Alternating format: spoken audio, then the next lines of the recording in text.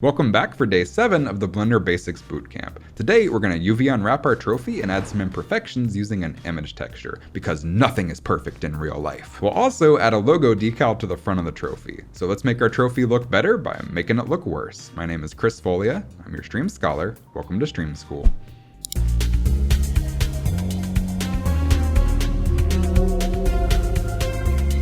UV unwrapping is extremely important in 3D art. It's the process of taking your model, cutting it up, and laying it out flat in 2D space, so Blender knows how to take your 2D image texture and map it to your 3D model.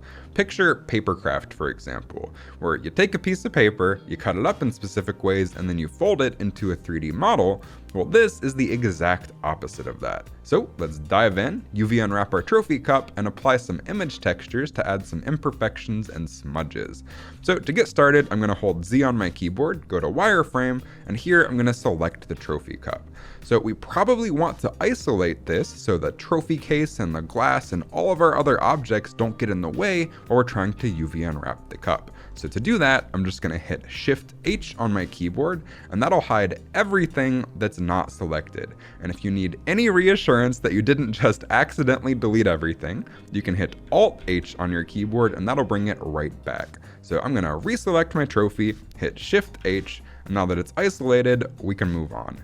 So rather than using this workspace that we've set up with all of these individual panels, Blender actually has a whole bunch of default workspaces for different tasks. So if we go up to the top of the window, you'll notice there are a bunch of tabs here. I'm going to click on the UV editing tab, and before I go any further, I'm going to re-enable my screencast keys so you can see what I'm pressing. It tends to turn that off when I switch tabs, but you're going to notice immediately it took us into edit mode, and we have a nice UV editing window over here. Now, if I hit A to select the entire cup, you'll notice that this cup is already unwrapped. Well, this unwrap job came with the default cylinder that we built this cup out of. Unfortunately, since we've modified this geometry so much, this is no longer a good unwrap job for this object, and I can prove it.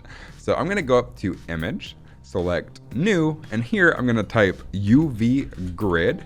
Then under the generated type, I'm going to click the drop down and go to UV grid. And here I'm going to hit OK, and that's going to create a really cool UV grid image for us, which is really useful for seeing if your UVs are distorted on your object. So to make this visible in the 3D view, we just need to do a couple things. First of all, I'm going to go to the upper left-hand corner, click the drop down, and go to the shader editor. Here I'm going to zoom in, I'm going to hit Shift A, go to Texture, Image Texture, and drop that into our little node editor here. I'm going to click the image drop down, and here I'm going to select our UV grid. And nothing happens over here, but also we've only done this on the pink material, not our base metal material as well. So to do that, I'm going to go to the materials editor, select the base metal, and here, before we do anything, since we're going to be modifying this material heavily and it's already being used on our handles on our trophy as well, I want to make this a single user material. I only want my cup to be using it. So for this, I'm going to go ahead and hit Tab to go out of edit mode, and I'm going to hit the little 2 next to base metal. That's going to make it its own unique material, and I'm going to call this base metal cup, and hit Enter. So now I'm going to go back into edit mode, but then I'm going to hit Shift A, go to Texture, Image Texture, drop that down, click the little drop down, and find my UV grid. So to see this in our 3D viewport, all you have to do is go up here to the upper right hand corner, click the drop down next to the shiny circle button, and here where it says color and material is selected, you can choose texture and set instead, and that'll automatically show you whatever texture you have selected in the material. It doesn't even have to be connected to anything. So with this UV grid showing up on our model now, I'm going to go back over here and turn this back into our UV editor. So if I hit Tab and I pan around and look at this, we're going to notice that these UVs are super stretched and warped. That's not what we want our image texture to look like. Ideally, we want these squares to be pretty uniform in size and look like the actual texture. So we're going to UV unwrap this cup ourselves, and we're going to do a much better job. So I'm gonna hit tab to go into edit mode. And first things first, you're gonna notice that these UV islands are pretty hard to see on this UV grid texture. So I'm gonna hide the texture by going to the top here and clicking the X. So now we can see all of our outlines and vertices a whole lot better without that distracting image. Next, you're gonna notice right now it's showing all of our UV islands. But if I hit Alt-A to deselect our cup, they disappear. Now, I think that's a really frustrating way to work where you have to have something selected to see the UV island. So to fix that, you can go up here to the upper left-hand corner where you see the 2 diagonal arrows. And if you click that button, that'll show all of your UV islands regardless of whether they're selected on your object or not. Next, I'm going to show you all of the neat little tricks that I've learned over years of doing CG art that make UV unwrapping super fast and efficient.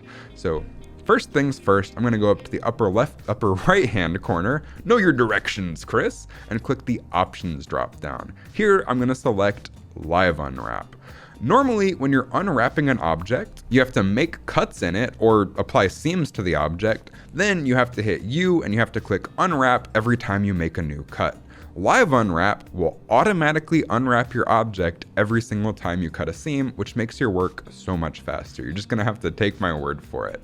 Next, it's gonna be difficult to select parts of our geometry because our actual mesh is being obstructed by the subdivision surface modifier mesh. So to fix that, I'm going to go over to the modifiers panel, and here on the subdivision surface modifier, there's a little triangle button. If we click that, that's going to wrap our geometry cage to our subdivision surface geometry, which is going to make it a whole lot easier to select things.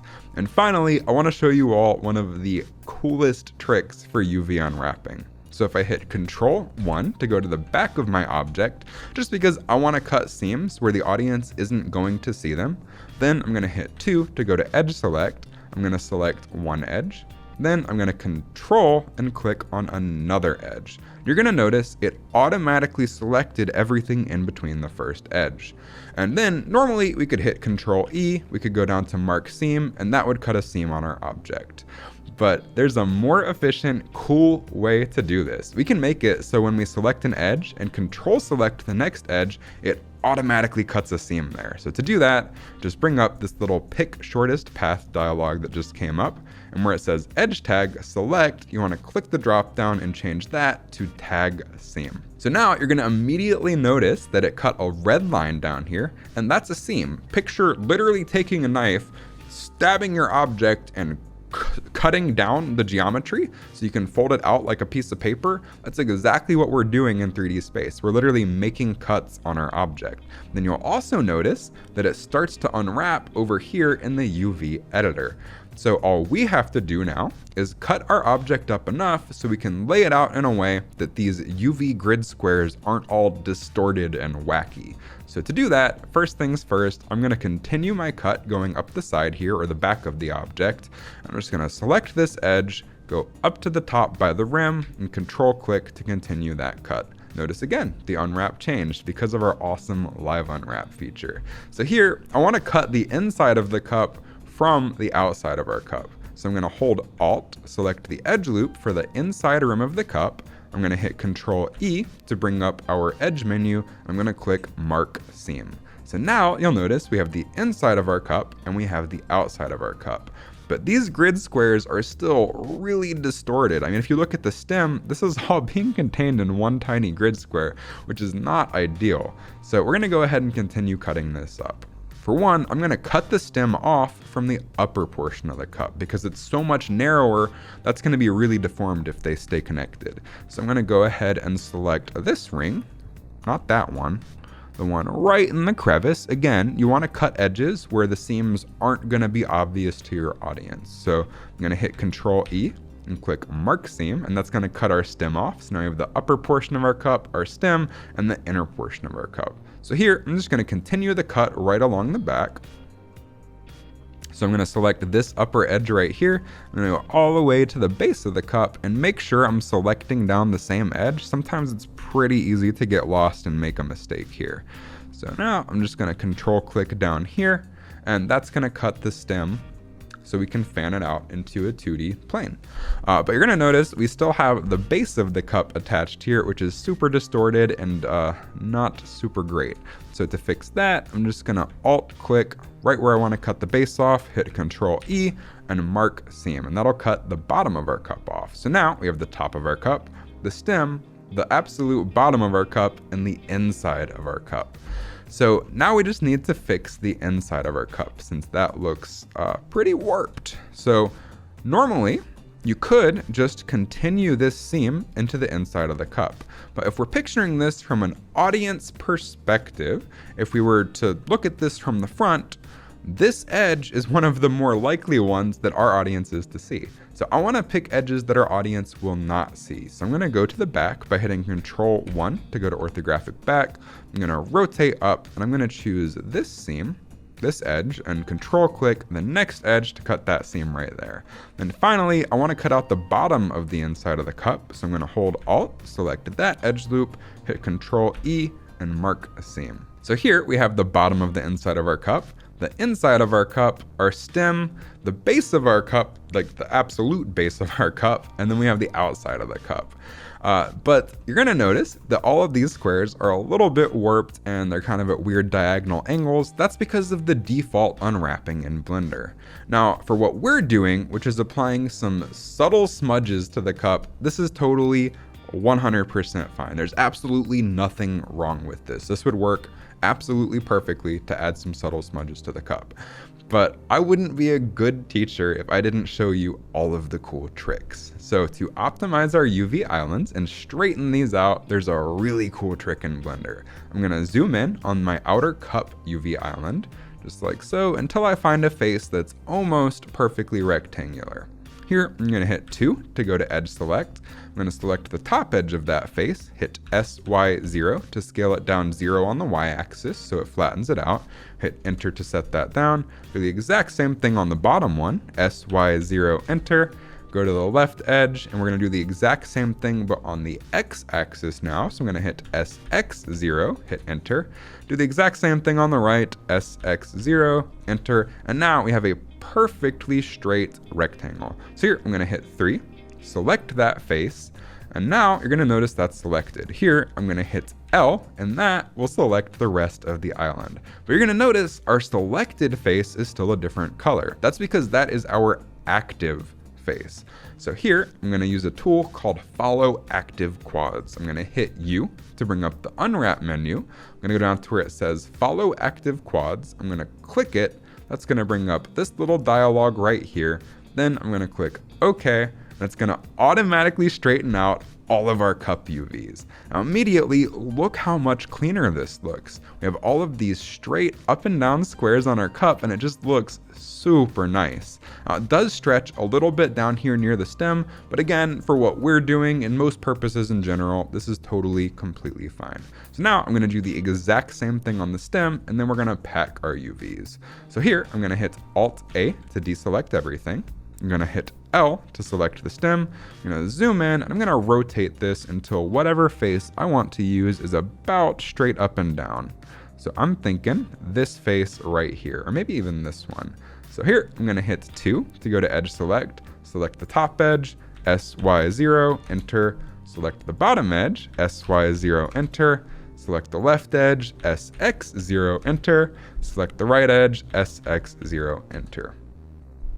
And here, I'm gonna go to face select by hitting 3, select the face, hit L to select the entire island. You already know the next step, hit U to bring up the unwrap menu, go to follow active quads and hit OK. Now we have a perfectly aligned stem UV island as well, and you can see that here. Now again, the base gets a little bit warped here since it's so much wider than the stem. There's not going to be an easy way to fix that distortion, and for our purposes, again, of adding some simple smudges, this is totally 100% okay. So the next step is going to be to pack our UV islands. Now in cinematics or games, if you're doing that kind of CG work, the idea here is to pack your islands as tightly as humanly possible. That's because if your UV island is super small, picture this square as your image texture. So if your island is super small, it's only taking up a few pixels of your image, so you're gonna have a super low resolution texture on that portion of your model. And you don't want that. So the idea is to make your islands as big as you possibly can on your image texture so they get as many pixels as you can possibly give them. So here, I'm gonna go ahead and align this so it's ideal for us. I'm gonna hit Alt-A to deselect everything, hit L to select my upper cup island, hit R90 to rotate it 90 degrees, enter to set it down, and here I'm just gonna hit G to move it into the upper left-hand corner. Then I'm gonna select the inside of our cup. Ooh, notice I select both by accident. I need to unselect first. Here I'm gonna hit L to select the inside of the cup, hit R90, enter, and I know that this is the top of the inside because I have that extra edge there. I'm gonna move that right under my outside of my cup. And again, I also aligned this one so the top is the top and the bottom is the bottom. That's just gonna be easier for knowing how the texture is gonna line up later. Here, I want to take the bottom of our cup and move. Man, I keep selecting two things at once, and move that down here and deselect that and move the bottom of the inside of our cup over here. Hit Alt-A. Here I'm gonna select the stem, and I'm just gonna get that as close as I can over here.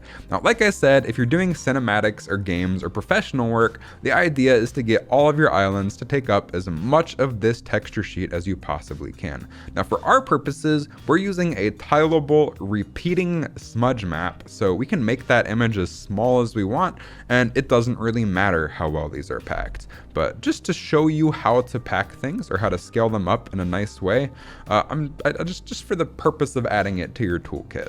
So I'm gonna go ahead and hit N to go to the right hand properties menu. I'm gonna go to view, and here I'm gonna set the 2D cursor to 1 on the Y axis. That's gonna set it up into the upper left hand corner of our image here. I'm gonna hit N to hide my tools, and here I'm gonna set the pivot point to the 2D cursor, just like we could do in the 3D view. I'm gonna hit A, hit S to scale this up, and just like that, I'm gonna get as close to the image bounds as I possibly can.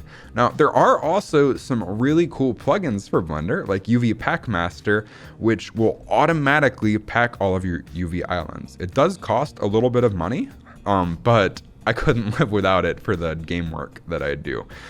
So anyway, keep that in mind. I'll link that in the description below. But in general, if you're just packing UV islands by hand, this is a really cool way to scale everything up. So our cup is completely UV unwrapped. It's looking pretty cool. At this point, we're ready to add some image textures to it. So I'm gonna hit Tab to go out of edit mode. And here we're gonna use another default workspace in Blender. So I'm gonna go to the top and I'm gonna click on the shading editor. Now, before I go any further, again, I'm gonna re-enable my screencast keys just so y'all can see what I'm typing over here. And here is the shading workspace in Blender. On the upper left, we have a nice file browser where we can just drag images in. Right here, we have our 3D view where they have automatically put us into material preview, which uses their own 360-degree HDRI, or high dynamic range image. Down here on the left, we have an image editor, and down here we have our node editor where we can actually work on our materials. Now, first things first, I'm gonna make the node editor a little bit bigger so we can see a bit better. And also, I want to use our 360-degree background image so I can see what my materials are gonna look like in my scene. So to do that, I'm gonna hold Z, go to rendered, and now I'm looking at this with my background image. And this is a little bit dim since we've only been using it as a fill light. So I'm gonna go over to my world settings, which looks like it's already selected, and I'm gonna change the strength to 1 just to brighten it up for the sake of working on our materials.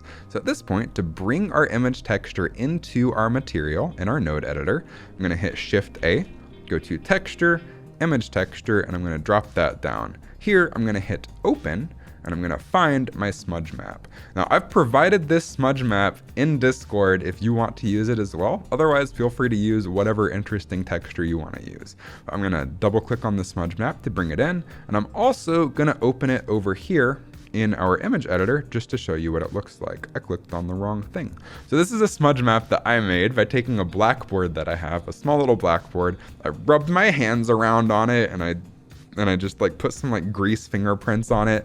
Then I took a picture of that, took it into Photoshop. I made it completely tileable, which means that this can be stacked next to each other or on top of itself as many times as we want, and there won't be any hard edges between the individual images, which is really cool.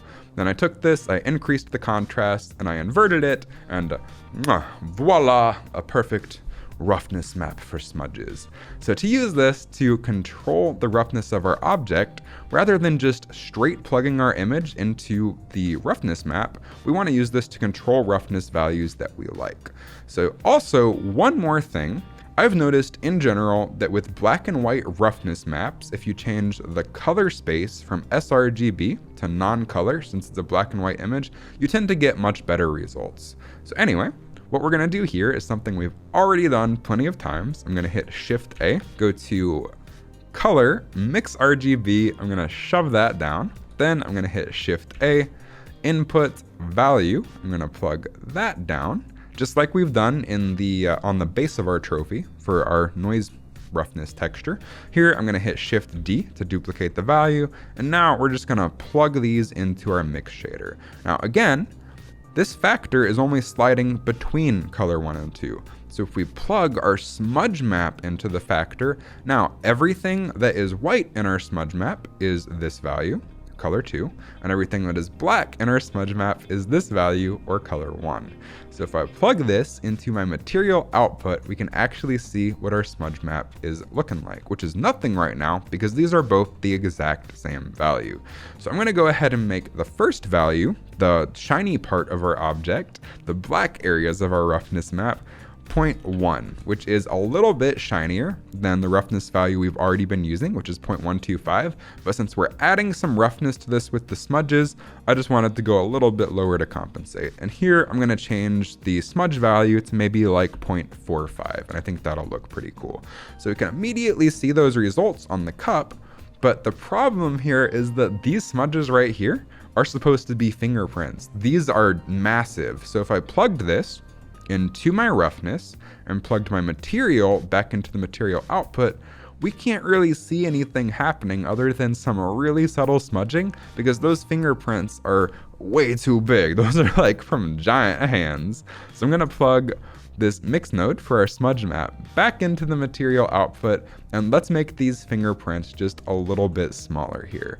So to do that, I'm going to scale up my UVs, and not literally by going into the UV editor. We're going to do that in the material editor here. So I'm going to hit Shift A, go to Input, Texture Coordinate, and snap that down. Here, I'm going to plug the UV map into the vector, and nothing is going to change because Blender by default uses the UV map for your image textures. But here, I'm going to hit Shift A, go to our familiar texture coordinate image under vector mapping. Sorry, lost my mind there for a second. Snap that between our texture coordinate and our smudge map. And here on our vector mapping node, the one parameter we want to pay attention to is the scale. So this is the scale of our UV map in relation to the image. So this is going to appear a little bit backwards. Smaller values make the texture appear bigger, and bigger values make the texture appear smaller. So you can picture this in your head by saying, I want to tile this 4 times. So I'm going to do 4 by 4, then Z doesn't actually matter, but I like consistency. So 4 by 4 by 4. Now you'll notice our texture image is a whole lot smaller, and these fingerprints are actually about fingerprint size, which looks correct. So at this point, now I can plug my principled material back into my material output like so, and if we rotate around our trophy, we have some really nice looking smudges and fingerprints on this. Also, if you want to make it more grimy, all you have to do is up this roughness value like this. And now we have like the grimiest, most disgusting trophy ever that looks like 3 different kindergarten classes got their hands on it. I'm going to keep mine at 0.45. Just keep in mind you have complete creative freedom here. So next, we also might want to change the location of this texture in relation to our UV map. So I'm going to hit 0 to go to my camera view, and I want some of these smudges to be nice up front and center. So to do that, I can go back to my vector mapping node. I can change the location right here. So if I hold Shift, click and drag on the X, you're going to notice the smudges are going to start to move around. It's really subtle, but you'll notice that there is some movement. I can do the exact same thing on the Y here as well. So I'm going to put my smudges maybe somewhere up here. And just keep in mind, if you were doing this in real life on a real trophy cup, you'd have to like wipe it off each time and apply new smudges just to change the location of them. This is way easier. Anyway, something like that I think looks pretty cool. And at this point, we have some nice smudges on our trophy. Now, the next thing I want to do is add my logo to the front of the trophy. And I could, theoretically, make another UV map and then apply the texture using that. But I'd much rather show you all a much cooler, more interesting way to apply simple decals and image textures to objects that's a little bit more intuitive to control in certain situations. So for this, I'm going to move these nodes for a roughness map, just compress them a little bit to give us some more space here. And here, rather than adding a texture node manually, I'm just going to click on my black and white logo image and drag this into Blender. So what I'm using, I'm going to drag this into the image editor here. What I'm using is a black and white version of my logo, just completely solid black and white. This way we can use it as a nice mask, so I can say mix two colors using white as one color and black as another color. And we've already seen this with the mixture node for our roughness map. So let's say I want to change the color of my trophy to make the logo purple and the rest of the trophy nice silver. So to do that, I'm going to hit Shift A, add color, mix RGB. We've already done this before down here. I'm going to plug the logo into the factor. So now everything that's white will be color 2 and everything that's black will be color 1. And here we need to grab our purple color. So I'm going to go back to the materials panel, select the secondary metal, and here I'm going to just hover my mouse over the little color box here. We could also do it over here in the materials panel. I'm just going to hover my mouse over the color box. I'm going to hit Control C. That's a really cool trick in Blender. You don't actually have to select anything. If you just hover your mouse over things and hit Control C, you can copy that parameter, which is really efficient. So anyway, I'm going to go back to my base metal cup. I'm going to hit Control V on color slot 2 while hovering over it. And now we just need to copy our base color from our regular cup material by hitting Control C and then Control V over color 1. So now the last step here is going to be to plug it in, and you're going to notice this does not look anything even close to what we want. That's because by default, Blender is using our UV map for our image texture, but what we want to do is use an entirely separate object to control this image texture. It's going to be really cool. Just bear with me for a second. So I'm going to hit Shift A, go to Input, Texture Coordinate, plug that down. I'm going to grab the object coordinate and plug that into my logo texture. And here you're going to notice we have 4 instances of the logo texture, and they're also in the complete wrong orientation. But first, let's go ahead and fix the duplication. To do that, I'm just going to select my watermark image. I'm going to go down to where it says repeat, and I'm going to change that to clip. That'll clip all of the additional tiles off after the first image. Secondly, this is not exactly where we want it to be. That's because we're using the cup's object coordinates rather than another object. So I'm going to go ahead and hit Shift A, go to empty, and here we have a whole bunch of different options. Now, all of these are the exact same object, just with different parameters set. And it honestly doesn't matter which one you choose. Empties in Blender are literally just empty containers that do not render that you can use to control things. So I'm going to go ahead and choose the cube empty. Then our nodes disappear because our cup's not selected anymore. So I'll select the cup, and here on the texture coordinate node, I'm going to select the eyedropper, I'm going to select my empty object, and absolutely nothing has changed. That's because this empty has the exact same transforms as the cup right now. So to fix that, I'm just going to select the cup, and if I move it around by hitting G, you'll notice the logo moves with it. Or if I rotate it or scale it, the logo rotates and scales as well, which is super cool and super intuitive for controlling decals like logos and things. It's not going to be ideal for every single texture situation, but it's a pretty cool method for adding like a sticker to something. So here I'm going to hit 3 to go to my right orthographic, hit R, -90, enter to rotate it -90 degrees on the view axis. Then I'm going to hit G to move my logo up. And right here, if I go to the front orthographic view, you're going to notice that the logo is in the upper right-hand corner of this empty cube object.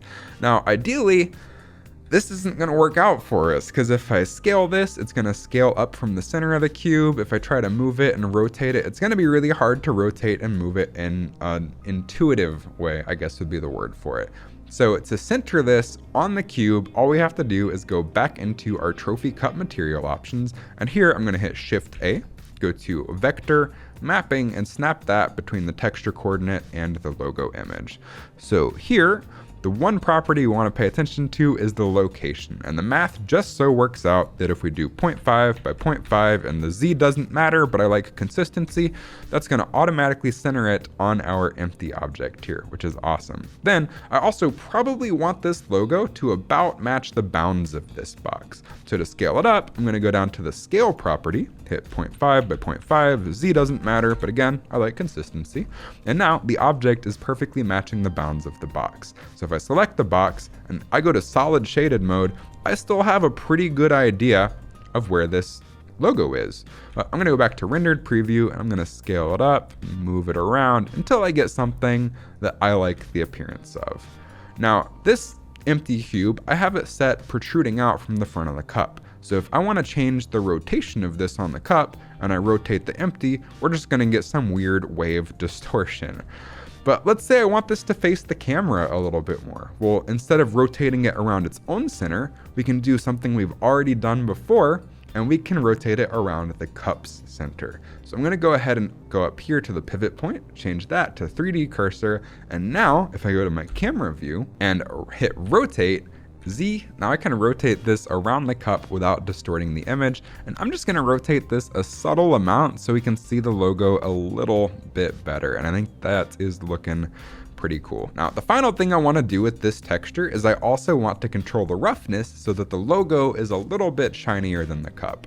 So to do that, I'm going to select the cup. And here, the really cool thing about mixed nodes and nodes in general is that we can plug whatever we want into slot 1 of this mixed node. It doesn't have to be a value, and slot 2 for that matter too, but we only care about slot 1 right now. It doesn't have to be a value. We could plug an image, we could plug another mixed node. You can just daisy chain in as many nodes as you want. But we're going to keep it simple, and we're just going to use another mix node to control the roughness values based on the logo. So if I select the mix box, hit Shift D to duplicate it, move it down here, I'm going to plug the color into color slot 1. And immediately our cup looks pretty cheap. It looks like one of those matte metal bottles, water bottles or something. I don't know. So here I'm going to take our 0.1 value, plug that into color slot 1. Then I'm going to hit Shift D to duplicate it. I'm going to plug that into color slot 2. Now I'm going to change the second value to 0 because that's the roughness that I want the logo to be. But you're going to notice we're still just using the slider to control the roughness. So all we have left to do is to plug our black and white logo into the factor slot. So I'm going to come up here, I'm going to move my logo back by just clicking and dragging and moving it. I'm going to grab the color input of it, which I realize this is a little bit zoomed out, but I'm going to drag that into the factor of my mix. You'll notice immediately now the cup is more dull than the logo, which is really cool. And by the way, you can take images or any nodes and you can plug them into as many things as you want. You can make just spaghetti junction if you wanted to. So here, just to prove that this is a different roughness, if I take this second roughness value and slide it up, you'll see that I can make the logo super matte, which is kind of interesting. But I'm going to keep that at a factor of 0 so we have our nice shiny logo. Here, I'm going to hit Alt-H to unhide everything, and our world is still super bright here, so I'm going to go ahead and hit Alt-A to deselect everything, go to the world settings, I'm going to turn that back down to what it was before, 0.175, and enter. Now, one last thing that we need to fix is if I select the cup, I might have to click it twice to get through the glass, and I move it, you'll notice that the texture doesn't move with it, and that can be a little bit frustrating, but that's because this texture is literally tied to this empty object. It's literally stuck to it. So if we move the empty object around, for instance, the logo moves around with it, just like we did earlier. So to stick this empty object to the cup, we're going to use parenting. So for that, I'm going to hold Z to go to wireframe just so it's easier to select things through the glass. Make sure the box or empty box is selected. I'm going to hold Shift, select my trophy cup, and here I'm going to hit Control P, and that'll bring up the parenting menu. So I'm just going to say set parent to object, and now the cup is the parent of the empty. And all that means is if I select just the cup and move it now, the empty is stuck to it. Even if I rotate it or scale it or whatever, that texture is not moving anywhere unless I specifically move that empty. It took me a second to select it there. So at this point, we have our trophy with some nice smudges on it, and we have a cool logo that's affecting both the color and the roughness. At this point, I think we're ready to move on to the next tutorial, which is going to be the last big hurdle in this tutorial series. So we're almost at the finish line. Just bear with me, and I'll see you in the next video. At this point, you should have some smudges and grime on your trophy along with a logo decal. But I also want to encourage you to take it further, detail it up, get creative, and make it truly yours. If you found this video useful and want to stay tuned for day 8, make sure you hit that like and subscribe button and ring the bell. I'll be releasing these basics videos on a daily basis for the duration of the course. And if you want to come hang out with me live, I'm live at least every Friday over at youtube.com/oraclefish. Also, if you want to download my example files or just support what I do here on the channel, make sure you check out my brand new Patreon. Link in the description. Until next time, my name is Chris Folia. I'm your stream scholar, and class is out.